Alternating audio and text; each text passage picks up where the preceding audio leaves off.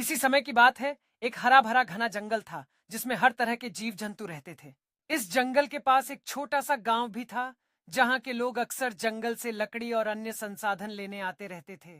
एक दिन गांव में एक बड़ा उत्सव था। लोग ढोल नगाड़े बजा रहे थे, नाच गाना हो रहा था और चारों ओर रौनक छाई हुई थी। गांव में हर तरफ हंसी खुशी का माहौल था।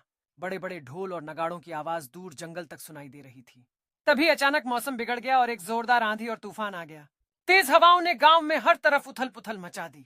उसी दौरान एक भारी ढोल जो पेड़ के नीचे पड़ा था, हवा के झोंकों में उछलता हुआ जंगल की तरफ चला गया और जंगल के बाहरी हिस्से में एक पेड़ के नीचे आकर गिर गया। तूफान थमने के बाद गांव वाले अपने बिखरे सामान को समेटने लगे, लेकिन ढोल कहीं दिखाई नहीं दिया।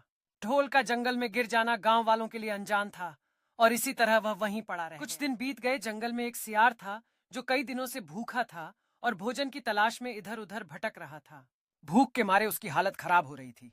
भटकते भटकते वह जंगल के बाहरी इलाके में आ पहुंचा, जहां हवा की आवाज के साथ साथ एक अजीब सी गूंज सुनाई दी।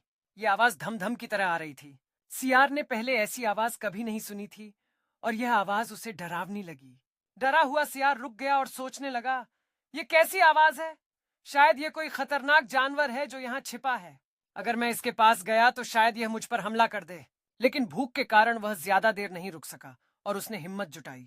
धीरे धीरे डरते डरते वह आवाज की दिशा में आगे बढ़ा। जैसे ही वह आवाज के पास पहुंचा, उसने देखा कि एक बड़ा सा ढोलक एक पेड़ के नीचे पड़ा हुआ था।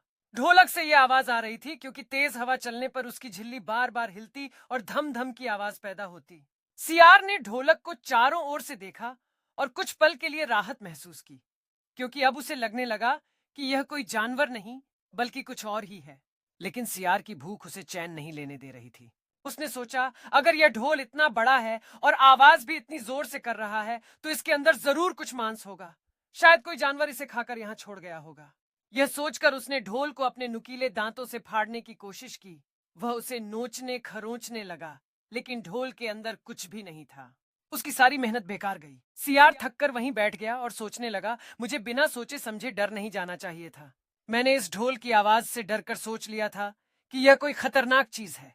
उसने यह भी महसूस किया कि केवल दिखावे से चीजों को नहीं समझना चाहिए और बिना अच्छे से जाने समझे डरना बेवकूफी है।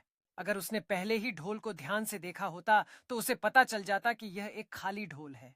सियार ने मन ही मन यह सीख ली कि भविष्य में किसी भी चीज से बिना समझे डरना नहीं चाहिए। इस तरह भूखा और थका हुआ सियार वहां से आगे बढ़ गया। लेकिन आज उसने एक बड़ी सीख पाई थी। कभी भी चीजों को उनके दिखावे या आवाज के आधार पर नहीं आंकना चाहिए। इस प्रकार इस कहानी का संदेश है कि हमें हर स्थिति का सामना धैर्य और समझदारी से करना चाहिए, बिना किसी डर के। सियार ने यह ठान लिया कि वह अपने अनुभवों से सीख लेकर आगे बढ़ेगा और भविष्य में कभी भी डर के आधार पर निर्णय नहीं लेगा। अब सियार समझ गया था कि असली ताकत अपने डर का सामना करने में है, न कि उनसे भागने में।